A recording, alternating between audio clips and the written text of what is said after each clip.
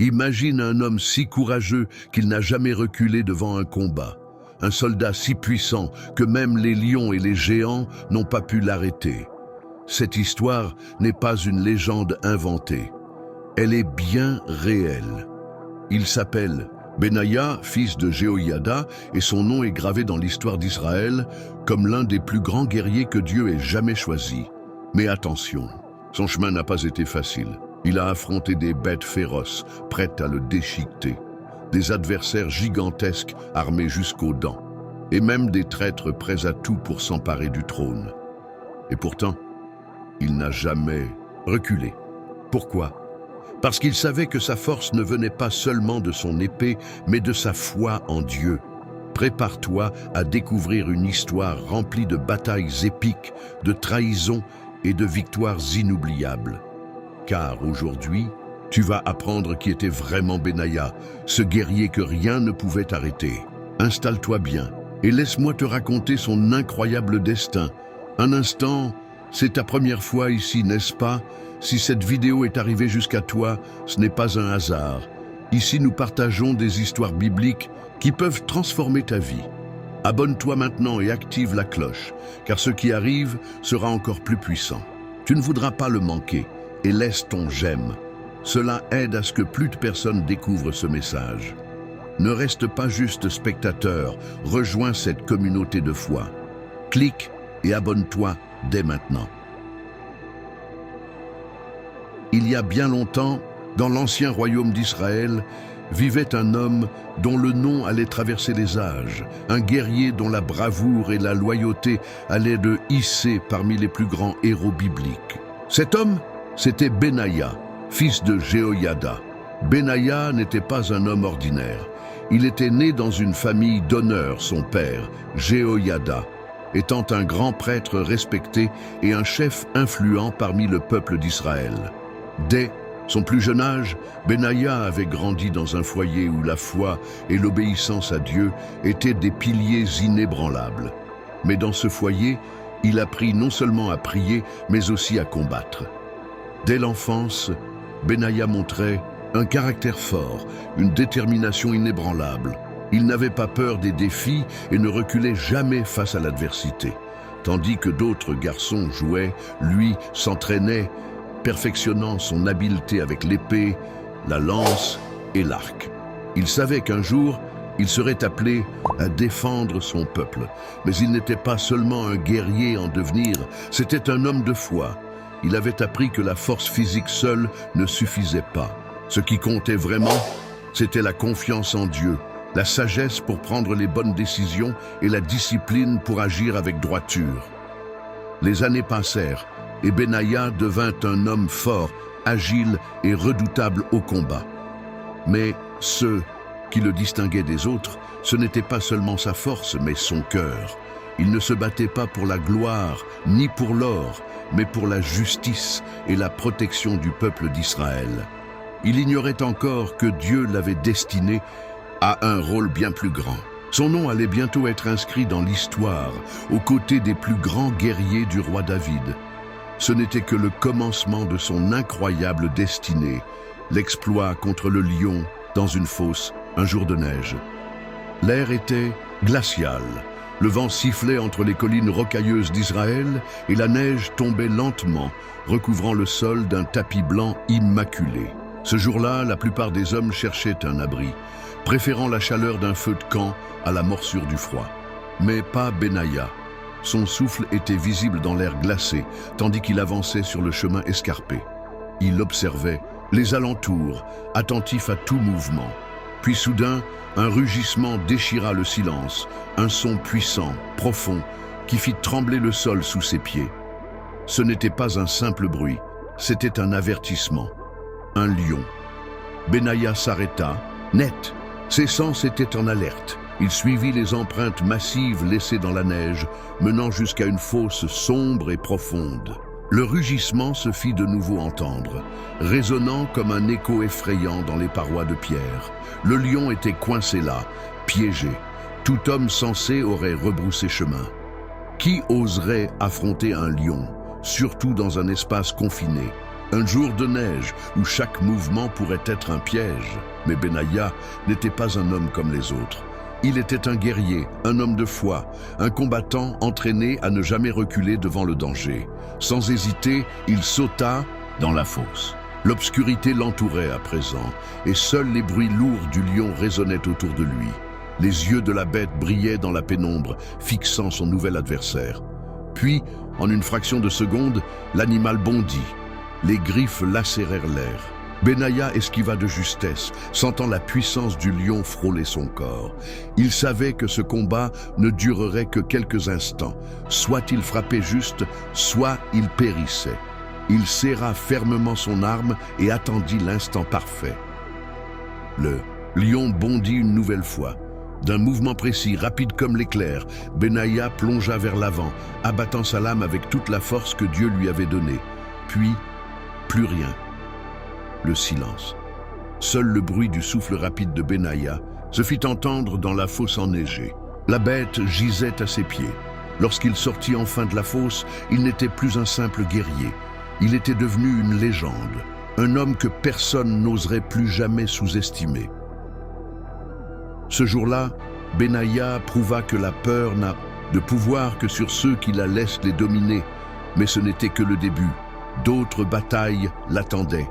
La victoire de Benaïa sur un géant égyptien.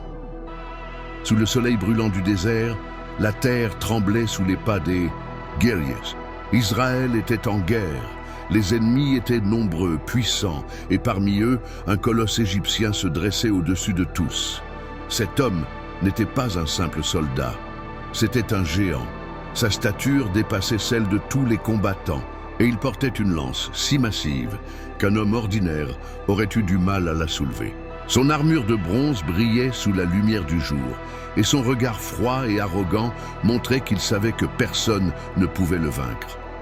Les soldats d'Israël hésitaient. Qui pouvait affronter un tel adversaire? Un seul coup de... Sa lance pouvait faucher un homme en un instant. C'était une montagne en armure, une force indestructible. Mais alors, Benaïa fit un pas en avant. L'armée retint son souffle. Ce n'était pas un duel ordinaire, c'était un affrontement entre un homme et un titan. Un combat qui déciderait du moral des troupes, du destin du jour. Le géant égyptien ricana en voyant son adversaire. Il se moquait. « Tu viens à moi comme un chien, sans même une épée ?» Benaïa n'avait qu'un simple bâton en main. Pas de bouclier, pas d'armure lourde, juste son courage et sa foi. Le géant, confiant, leva sa lance et chargea. Le sol vibra sous son poids, mais Benaïa ne bougea pas. Il observa, il attendit. Lorsque la lance s'abattit, il se déplaça d'un bond, esquivant avec une agilité foudroyante. Le vent de l'arme manqua de peu son visage, et c'est là que tout changea. D'un geste rapide, Benaïa se rapprocha du géant. Il savait que plus il était près, plus le colosse était vulnérable. Il frappa avec force, déstabilisant son adversaire. L'Égyptien déséquilibré tenta de se retourner. Trop tard. Dans un éclair, Benaïa arracha la lance des mains du géant. Les soldats regardèrent, stupéfaits. Le colosse était désarmé.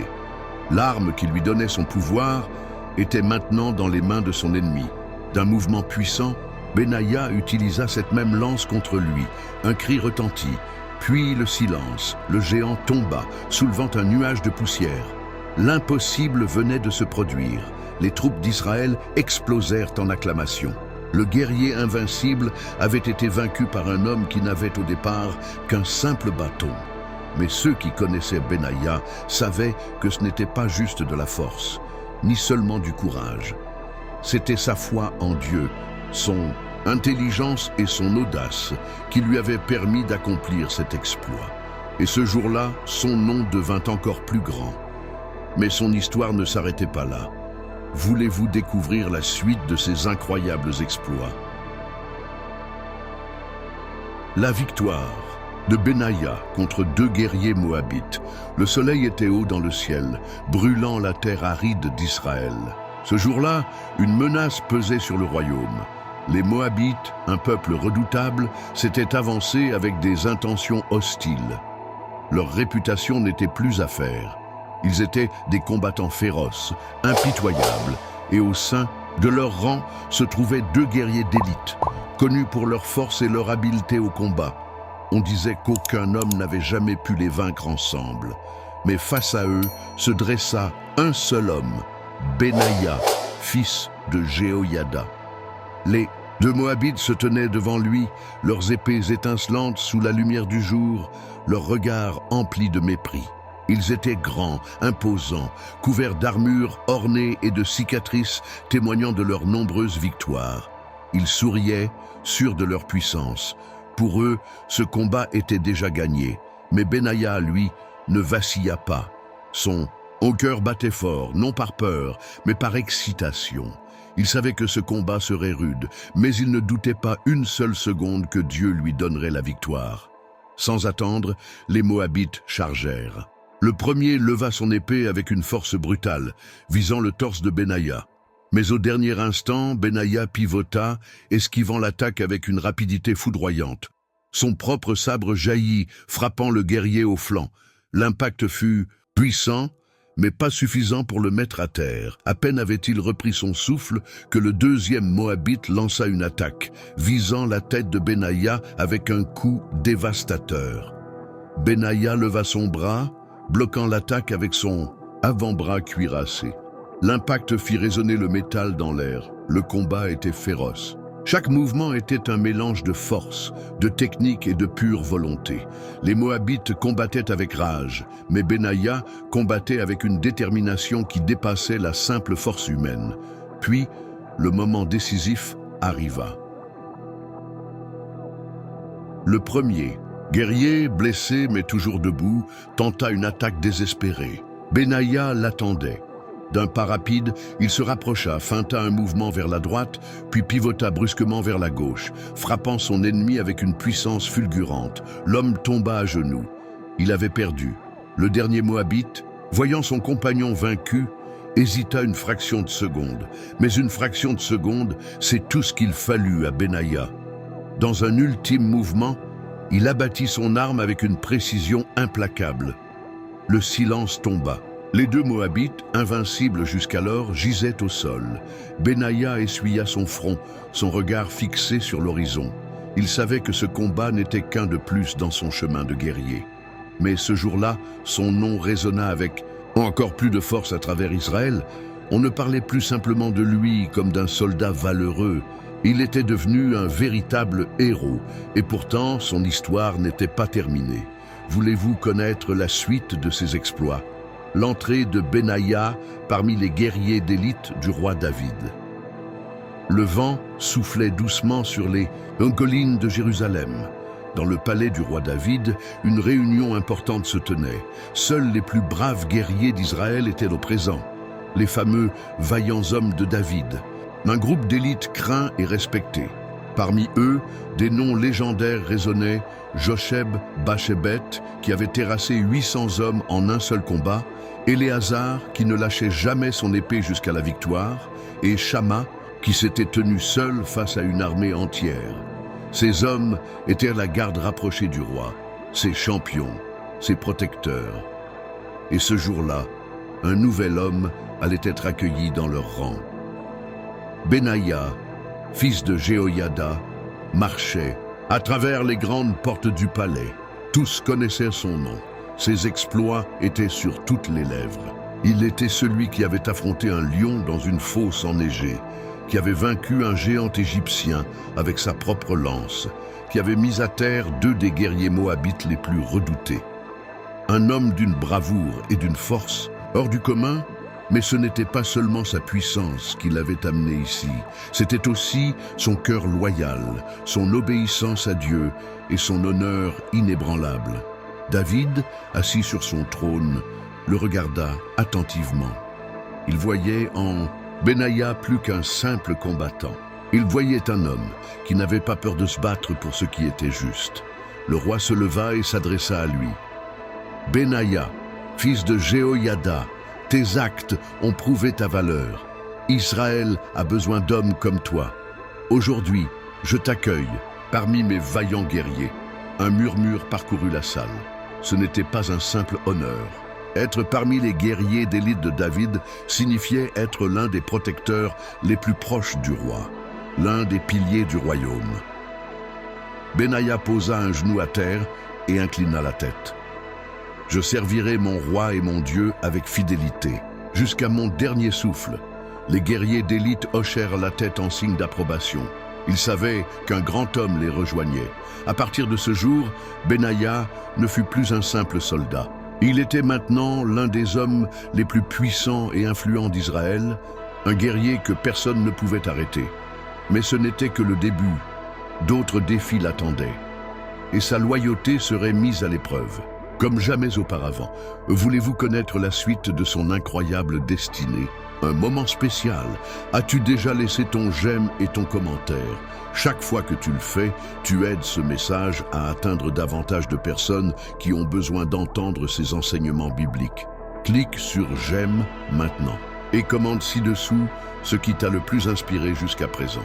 Ton soutien ne fait pas seulement grandir cette communauté, mais il ouvre aussi des chemins pour que d'autres découvrent ce contenu. Merci de faire partie de cette mission. Benaïa, le chef de la garde royale de David. Les années passèrent et le nom de Benaïa résonnait dans tout Israël. Sa bravoure et sa loyauté n'étaient plus un secret pour personne. Il était devenu un guerrier respecté, un homme d'honneur, un serviteur fidèle du roi David. Mais ce n'était pas tout. David avait remarqué quelque chose d'unique chez Benaïa. Il n'était pas seulement un combattant redoutable. Il était aussi un homme de discipline, un leader capable d'inspirer ceux qui l'entouraient. C'est ainsi qu'il reçut l'une des missions les plus importantes du royaume, devenir le chef de la garde royale, un rôle de la plus haute importance. La garde royale de David n'était pas une simple unité militaire, elle était composée des Kérétiens et des Pélétiens, une élite parmi les élites. C'étaient eux qui assuraient la protection du roi jour et nuit, ceux qui l'accompagnaient dans ses déplacements, ceux qui étaient prêts à donner leur vie pour lui en cas de danger. David avait besoin d'un homme fort, sage et incorruptible pour les diriger. Un homme qui ne se laisserait jamais acheter par l'ennemi. Un homme qui comprendrait que protéger le roi, c'était aussi protéger le destin d'Israël tout entier. Et cet homme, c'était Benaïa, fils de Jehoïada. Lorsque David lui annonça cette nomination, Benaïa posa un genou à terre. Il ne voyait pas cela comme un simple honneur, mais comme une mission sacrée. « Mon roi, je servirai avec fidélité et force, comme je l'ai toujours fait. » David posa une main sur son épaule et répondit « Alors protège-moi, protège ma maison et protège le peuple d'Israël. » Une loyauté sans faille. Dès lors, Benaïa prit la tête des Kérétiens et des Pélétiens. Sous son commandement, la garde royale devint encore plus redoutable. Chaque soldat devait être prêt à combattre à tout instant. Chaque guerrier devait être digne de la confiance du roi. Il supervisait leur entraînement, testait leur loyauté et s'assurait que jamais une faille ne permette à un ennemi d'approcher David. Car le danger était partout. Les complots, les trahisons, les ennemis cachés dans l'ombre. Israël avait des adversaires et même à l'intérieur du royaume, certains cherchaient à s'emparer du pouvoir. Mais tant que Benaïa veillait, personne ne pouvait toucher au roi. Des années de service fidèle. Pendant des années, Benaïa resta fidèle à sa mission. Il protégea David lors de ses campagnes, assura sa sécurité dans le palais et neutralisa toutes les menaces avant qu'elles n'atteignent le trône. Il était devenu l'homme de confiance du roi, celui sur qui David pouvait compter en toutes circonstances. Mais Benaïa ne savait pas encore que son destin allait le conduire encore plus haut. Un jour viendrait où il ne servirait plus seulement un roi, mais assurerait la continuité du royaume tout entier. Voulez-vous découvrir comment Benaïa joua un rôle clé dans la succession de David? Benaïa et la succession au trône, un homme de justice et de fidélité. Le temps avait passé et le règne glorieux de David, le roi d'Israël, touchait à sa fin. L'homme qui avait conquis Jérusalem, vaincu Goliath et gouverné avec sagesse, était désormais âgé et affaibli. Sa santé déclinait et une question brûlante se posait. Qui lui succéderait sur le trône? David avait déjà désigné son fils Salomon comme héritier, car c'était le choix de Dieu. Mais tout le monde n'acceptait pas cette décision. Dans l'ombre du palais, un autre fils de David, Adonijah, nourrissait des ambitions secrètes. Il se croyait l'héritier légitime. Après tout, il était plus âgé que Salomon. Il était fort, influent et soutenu par plusieurs hommes puissants, dont Joab, l'ancien commandant de l'armée, et Abiatar, le prêtre. Le complot d'Adonijah. Sentant que le temps pressait, Adonijah passa à l'action. Il organisa une grande cérémonie, une sorte de couronnement anticipé où il réunit ses alliés et offrit des sacrifices en signe de célébration. Il voulait être reconnu comme roi avant même que David ne soit mort. Mais il avait commis une grave erreur. Ni Nathan le prophète, ni Salomon, l'héritier légitime, ni Benaïa, chef de la garde royale, n'étaient invités. Ce silence était une déclaration de guerre. Benaïa, le protecteur du trône. Lorsqu'il apprit la nouvelle, Nathan agit vite. Il alla voir Bathsheba, la mère de Salomon, et ensemble, ils alertèrent David. Le vieux roi, bien que fatigué, n'hésita pas une seconde. Il fit venir le prêtre Tsadok, Nathan le prophète, et Benaïa, son plus fidèle guerrier. David leur donna cet ordre. « Prenez mon fils Salomon, mettez-le sur ma propre mule royale et conduisez-le à Gihon. Là, vous loindrez comme roi d'Israël. » C'était un moment décisif. Le trône ne devait pas tomber entre de mauvaises mains. Benaïa s'inclina profondément et répondit « Ainsi soit-il, que l'Éternel confirme les paroles de mon roi, que Salomon règne avec sagesse et que son trône soit encore plus grand que celui de David, l'onction de Salomon et la déroute d'Adonijah. » Aussitôt, Benaïa mobilisa la garde royale. Il plaça Salomon sur la mule du roi, et avec le prêtre Tsadok et Nathan, ils descendirent à Gihon.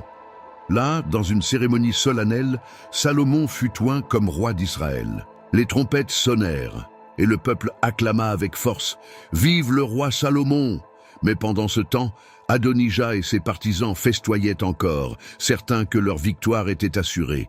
Puis soudain, ils entendirent le bruit assourdissant des acclamations en ville. « Que se passe-t-il » demanda Adonijah inquiet. Un messager arriva en courant essoufflé, le visage marqué par la stupeur. « Salomon a été couronné. Il est assis sur le trône de David et toute la ville célèbre. Son règne !» Le silence tomba dans la salle. La panique s'empara des invités d'Adonijah. Un à un, ils s'éclipsèrent, abandonnant leur prétendu roi. Adonijah lui-même fut pris de peur. Il savait ce qui arrivait au traître. Alors, il courut jusqu'à l'autel et s'y accrocha, espérant ainsi échapper au châtiment. La clémence de Salomon et la justice de Benaïa.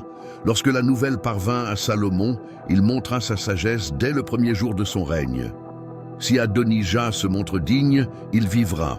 Mais s'il complote encore contre moi, il mourra. Pour cette fois, Adonijah eut la vie sauve. Mais pour Benaïa, ce n'était pas terminé. D'autres menaces subsistaient dans l'ombre. Et bientôt, il aurait un rôle encore plus grand à jouer dans la consolidation du règne de Salomon. Voulez-vous savoir comment Benaïa devint l'exécuteur de la justice du nouveau roi? Benaïa, l'exécuteur de la justice du roi Salomon. Le trône d'Israël était enfin stabilisé. Salomon régnait et son autorité s'étendait sur tout le royaume. Mais un roi ne peut régner en paix si les ennemis du passé rôdent encore dans l'ombre. David était mort et avec lui, son règne glorieux. Mais son fils Salomon devait maintenant affronter les dangers laissés derrière. Le jeune roi savait qu'il ne pouvait pas gouverner avec des traîtres autour de lui, des hommes qui avaient comploté contre lui, qui avaient essayé de voler sa couronne. Il y avait 3 hommes dont le destin devait être décidé.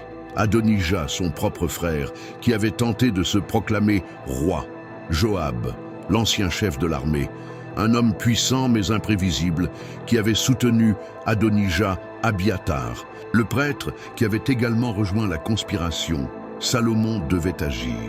Et pour cela, il avait besoin d'un homme de confiance, un homme fort, capable d'exécuter la justice sans hésitation. Cet homme, c'était Benaïa, fils de Jéhoïada. La sentence d'Adonijah. Au début, Salomon avait épargné son frère Adonijah, mais Adonijah commit une nouvelle erreur. Un jour, il vint voir Bathsheba, la mère du roi, et lui fit une étrange demande. « Demande à Salomon de me donner Abishag, la jeune femme qui servait notre père David, comme épouse. » Bathsheba, sans comprendre la portée de cette demande, alla voir son fils et lui transmit le message. Mais Salomon comprit immédiatement.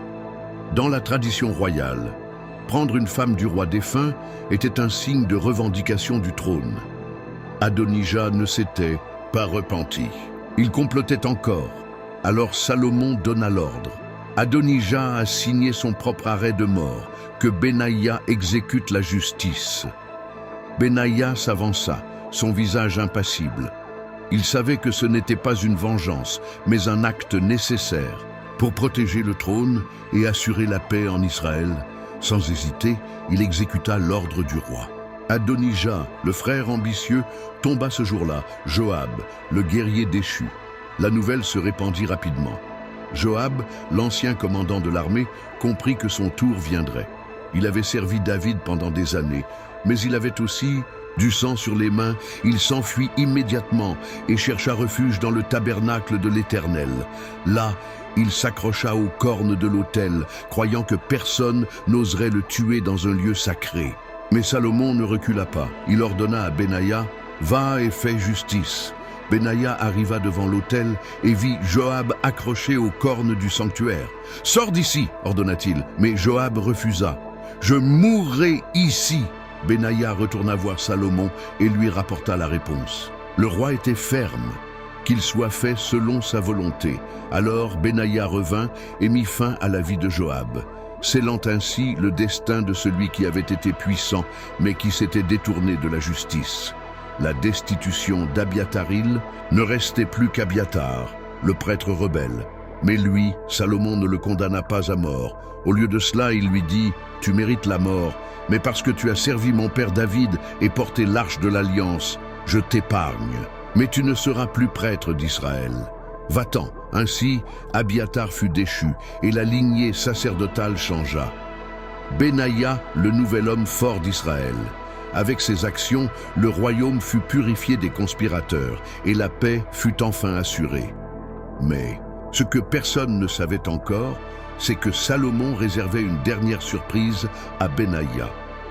Le roi le fit venir devant son trône et lui dit « Benaïa, fils de Jéhoïada, tu as été fidèle, tu as servi mon père avec honneur, et maintenant tu m'as servi avec justice. Joab est mort, et le poste de commandant de l'armée est vacant. À partir d'aujourd'hui, tu es le nouveau chef des armées d'Israël. » Benaïa s'inclina profondément. Il était venu de loin, d'un simple soldat à l'un des hommes les plus puissants du royaume. Son nom allait résonner à jamais dans l'histoire d'Israël. Mais comment Benaïa allait-il diriger l'armée d'Israël? Découvrez la suite de son histoire. Benaïa, le nouveau commandant de l'armée d'Israël. Le soleil se levait sur Jérusalem, baignant le palais royal d'une lumière dorée. Un nouveau jour commençait, mais ce n'était pas un jour comme les autres. Car en ce jour, un homme allait recevoir l'un des plus grands honneurs du royaume. Benaïa, fils de Jéhoïada, était convoqué devant le roi Salomon. Après avoir servi fidèlement David, après avoir assuré la sécurité du trône face au complot d'Adonijah et de Joab, Benaïa allait être récompensé. L'armée d'Israël avait besoin d'un nouveau chef. Joab, l'ancien commandant, avait trahi la confiance du roi et payé le prix de ses actes. Maintenant, Salomon devait choisir un homme fort, un homme digne, un homme qui pourrait mener les troupes avec sagesse et courage, et ce choix était évident. Lorsque Benaïa entra dans la salle du trône, tous les regards se tournèrent vers lui. Son visage était marqué par les années de combat, mais son regard était toujours aussi perçant, aussi déterminé. Salomon se leva et déclara d'une voix ferme « Benaïa, fils de Jéhoïada, tu as servi avec loyauté et bravoure. Aujourd'hui, je te nomme chef de l'armée d'Israël. À partir de ce jour, tu conduiras nos troupes et assureras la sécurité du royaume. » Un murmure parcourut l'assemblée. C'était un moment historique. Jamais un homme n'avait gravi les échelons aussi rapidement. De simple guerrier, Benaïa était devenu chef de la garde royale, puis exécuteur de la justice du roi, et maintenant le commandant suprême des armées d'Israël. Benaïa, un chef différent de Joab, contrairement à Joab, qui avait dirigé avec ruse et brutalité. Benaïa était un homme de principe. Il ne cherchait pas le pouvoir pour lui-même. Il ne trahissait pas pour conserver son influence. Il combattait pour Dieu et pour Israël. Et c'est cela qui faisait de lui un leader différent. Sous son commandement, l'armée d'Israël devint encore plus forte. Il forma des soldats non seulement à l'art du combat, mais aussi à l'honneur et à la loyauté. Chaque homme sous ses ordres savait qu'il servait un chef juste, un chef qui ne les enverrait jamais au combat pour des ambitions personnelles, un royaume en paix, mais prêt à se défendre. Le règne de Salomon fut un temps de prospérité pour Israël. Les guerres qui avaient marqué le règne de David s'étaient apaisées, et la sagesse du nouveau roi assurait une paix durable. Mais la paix ne signifie pas l'inaction. Benaïa veillait à ce que l'armée reste prête, que les frontières restent protégées, que le royaume ne baisse jamais sa garde, car il savait que les ennemis d'Israël n'attendaient qu'un moment de faiblesse pour frapper. Alors, sous son commandement, les troupes continuaient de s'entraîner, les forteresses étaient renforcées et la garde royale demeurait vigilante. Israël était en paix, mais cette paix existait grâce à des hommes comme Benaïa. Il était le bouclier invisible du royaume, le guerrier que Dieu avait placé pour protéger son peuple. Une ascension fulgurante, un héritage inoubliable. Ainsi, Benaïa passa de guerrier fidèle à l'un des hommes les plus puissants d'Israël. Son nom était désormais gravé dans l'histoire du royaume, mais son héritage ne s'arrêtait pas là. Comment un homme ayant tout atteint termine-t-il son histoire? Voulez-vous découvrir la dernière partie de la vie de Benaïa et comment il fut honoré pour toujours?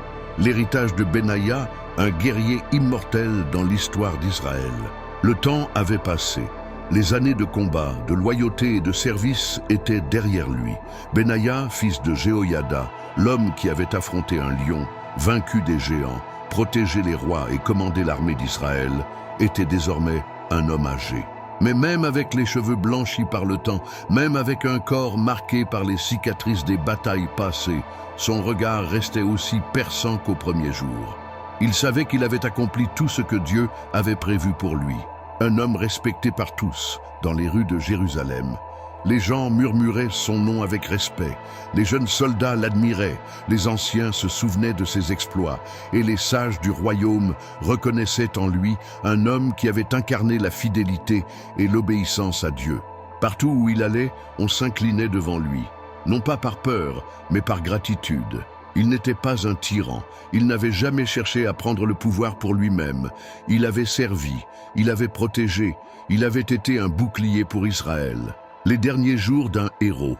Un jour, alors que le soleil se couchait derrière les murs de Jérusalem, Benaïa s'assit avec de jeunes guerriers. Ils étaient pleins d'énergie, impatients de prouver leur valeur.